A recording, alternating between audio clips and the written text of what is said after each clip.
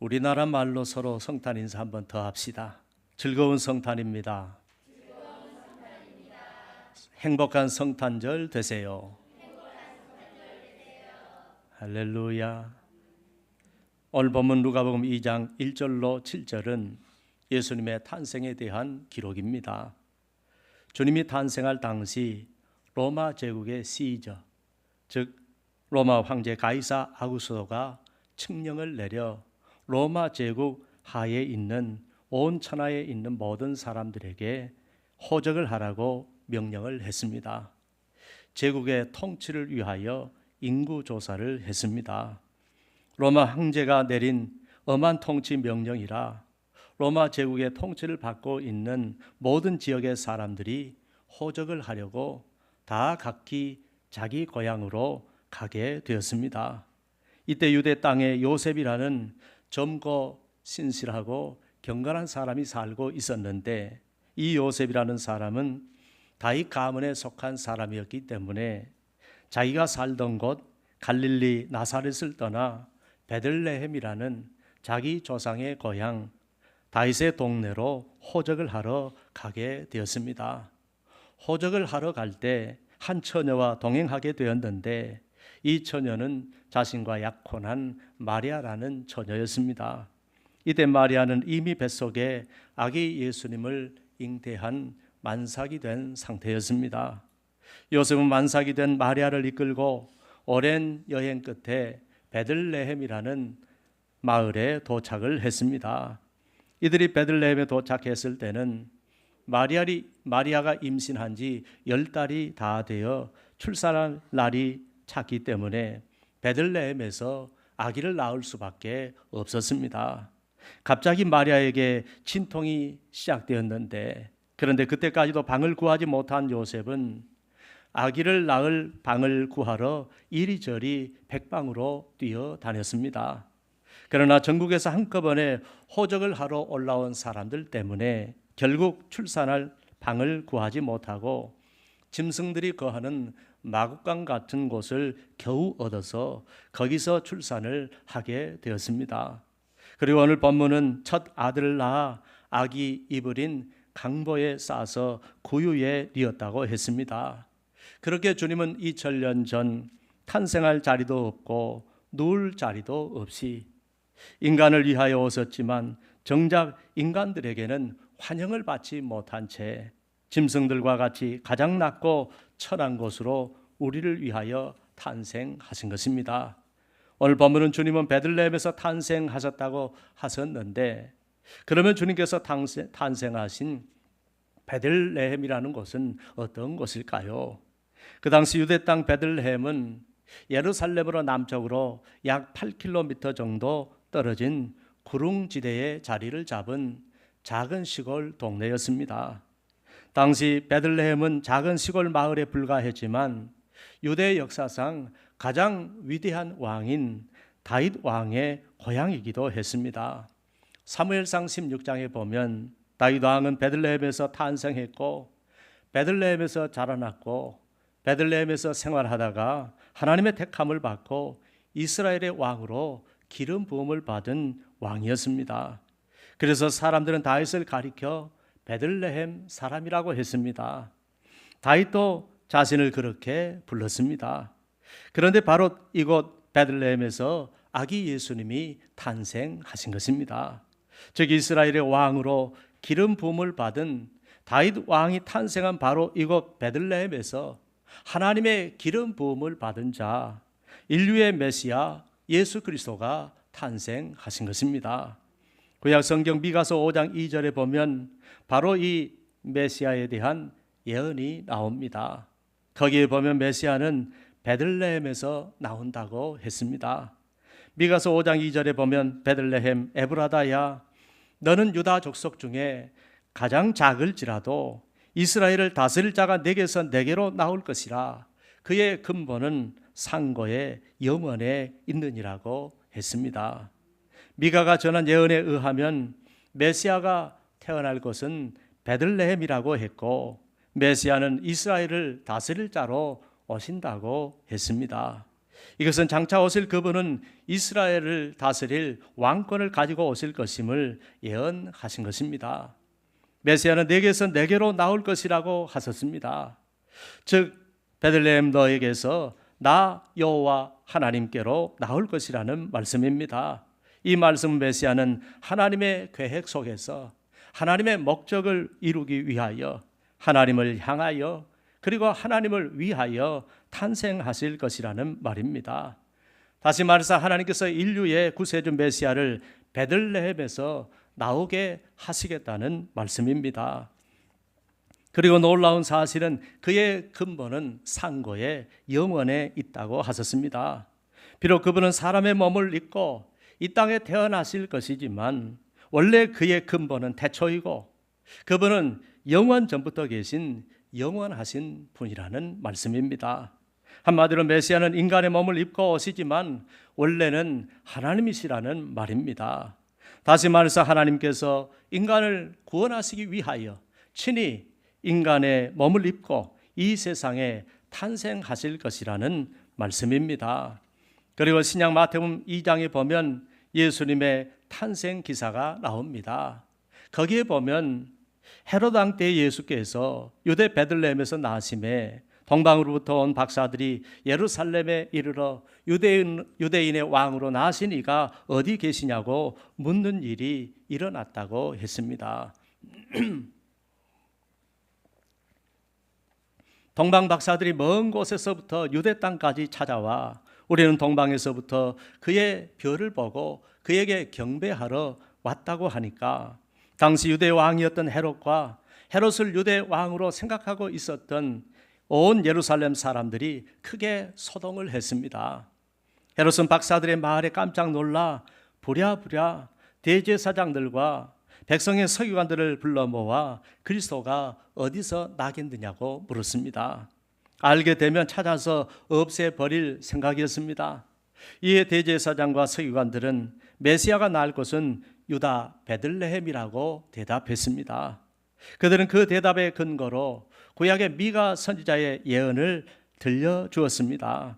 폐하 미가서 5장 2절에 또 유대 땅 베들레헴아 너는 유대 거울 중에서 가장 작지 아니하도다. 내게서 한 다스리는 자가 나와서 내 백성 이스라엘의 목자가 되리라고 했습니다. 그러므로 메시아는 유대 땅 베들레헴에서 태어날 것입니다 라고 대답을 했습니다.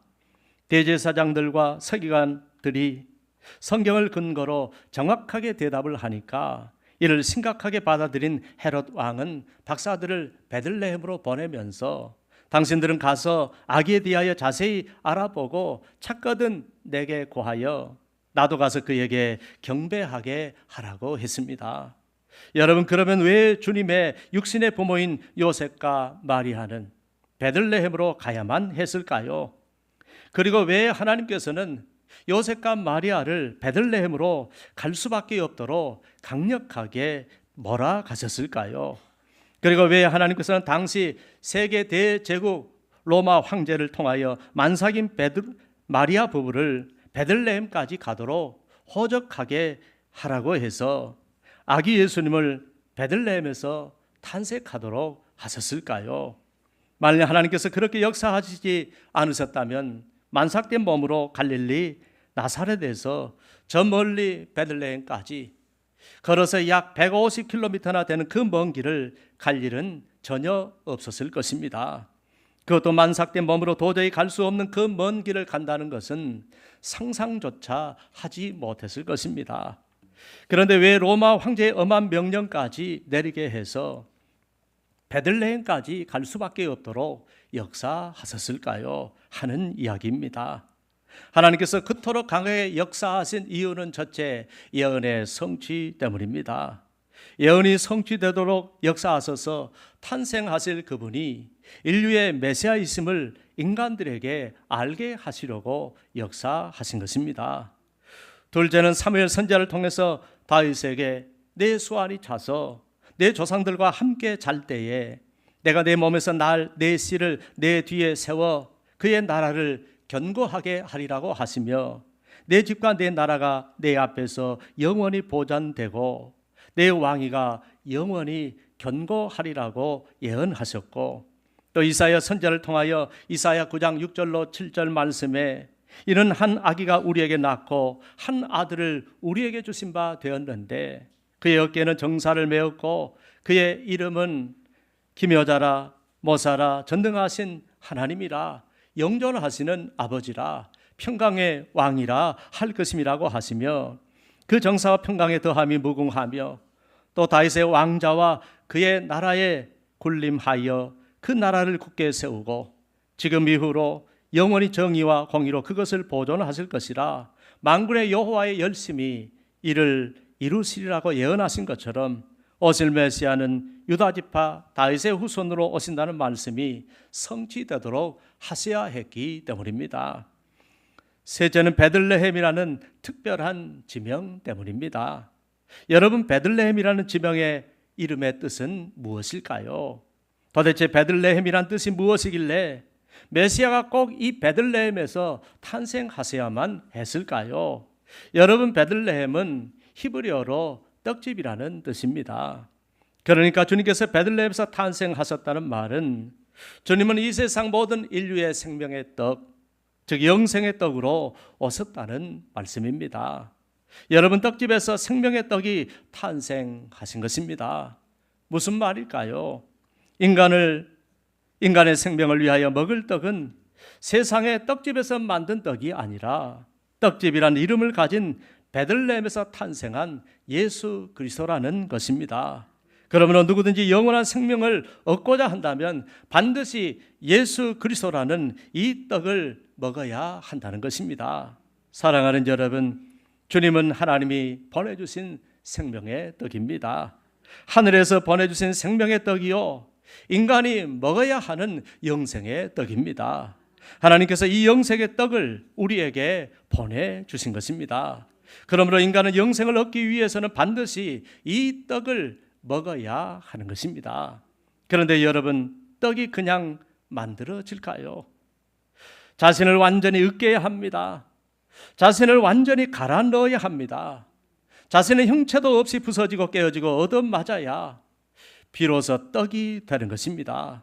그렇게 주님은 우리를 위하여 부서지고 깨어지고 채찍에 맞고 십자가를 지셔서 우리에게 생명의 떡이 되어 주셨습니다. 그러므로 그를 믿는 자마다 멸망치 않고 영원한 생명을 얻게 되는 것입니다.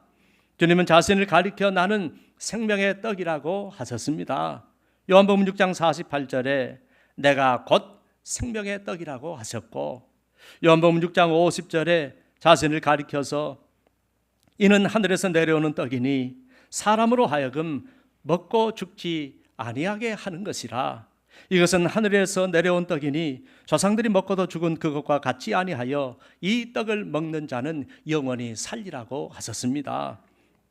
심지어 주님은 요한복음 6장 51절에 나는 하늘에서 내려온 살아있는 떡이니 사람이 이 떡을 먹으면 영생하리라.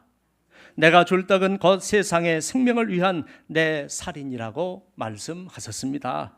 그렇게 주님은 살아있는 떡으로서 자신을 온전히 우리에게 내어주심으로 믿고 영접하는 자마다 영생을 주시는 것입니다.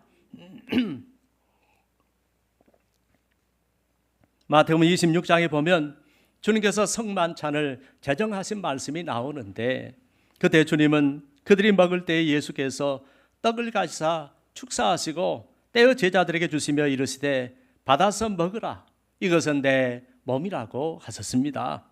이렇게 주님은 이 땅에 생명의 떡으로 오셔서 이미 하나님과 단절이 되어서 생명이 끊어진 인간들을 위하여 생명의 떡이신 자신을 주시려고 오신 것입니다. 그리고 2000년 전 바로 그 주님이 베들레헴 마구간에 탄생하셔서 짐승들의 구유 위에 누이신 것입니다. 여러분, 구유가 무엇입니까? 구유는 짐승이 음식을 먹는 여물통, 짐승의 음식 그릇입니다.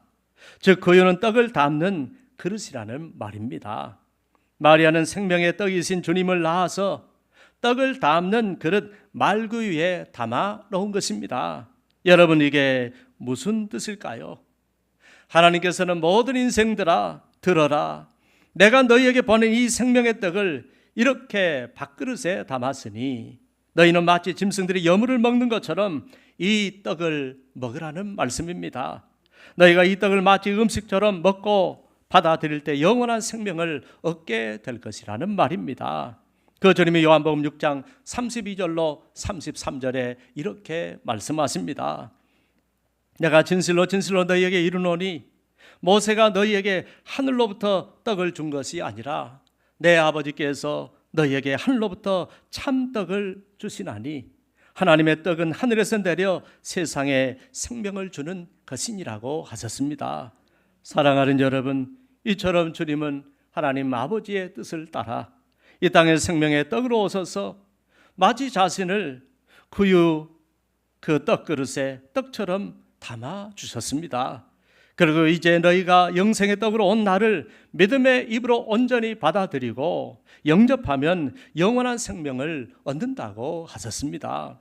이것이 바로 메시아이신 예수 그리스도를 떡집인 베들레헴에서 탄생하신 하나님의 메시지인 것입니다. 그러므로 여러분, 이 땅에 우리에게 영원한 생명을 주시려고 영생의 떡으로 오신 우리 주님을 믿음으로 영접하시기를 바랍니다. 온 마음을 열고 영생의 떡으로 받아들이시기를 바랍니다. 이것이 주님을 영접하는 것이고 생명의 떡을 먹는 것입니다. 하나님께서는 주님을 영생의 떡으로 믿고 받아들이는 자에게는 영원한 생명을 선물로 주신다고 약속하셨습니다. 이 영원한 생명은 하나님께서 예수님을 통해서 주신 생명이기에 그 누구도 빼앗아갈 수가 없습니다. 여러분이 주님을 영생의 떡으로 믿고 영접하셨다면 이제는 여러분들도 주님을 위해 온 마음을 다 바쳐 헌신하시기를 바랍니다. 생명의 떡으로 오신 예수 그리스도를 증거하며 불쌍하게 죽어가는 영혼들을 구원하는 일에 헌신하며 살아가시기를 바랍니다. 그러면 하나님께서 주님을 생명의 떡으로 보내신 목적을 이루시고 주님께서는 영광을 받으시고 여러분이 증거한 영생의 떡을 먹는 자마다 영생을 얻게 될 줄로 믿습니다. 베들레헴 떡집에서 탄생하신 주님을 온 세상 모든 사람들에게 증거하며 살아가시기를 바랍니다. 주님의 성탄의 축복이 성도님들 개인과 여러분의 가정과 기업 위에 충만하게 임하시기를 주님의 이름으로 축원합니다. 기도하겠습니다. 하나님 아버지, 은혜 감사합니다. 왜 우리 주님을 베들레헴이라는 곳으로 그 만삭된 몸으로 150km를 걸어서 가게 하시고 그곳에서 꼭 출산하게 하셨는지, 우리 주님이 왜 거기서 탄생하셔야만 하셨는지 말씀을 통하여 우리에게 깨닫게 해주시니 감사합니다. 그분은 우리에게 보내신 생명의 떡이요 하늘에서 우리에게 보내주신 영생의 떡임을 알게 하시려고 베들레헴에서 나게 하셨다는 사실을 알고 믿고 그 영생의 떡이신 예수님을 믿음의 입으로 받아들일 수 있도록 은혜를 베풀어 주옵소서. 예수님의 이름으로 기도합니다. 아멘.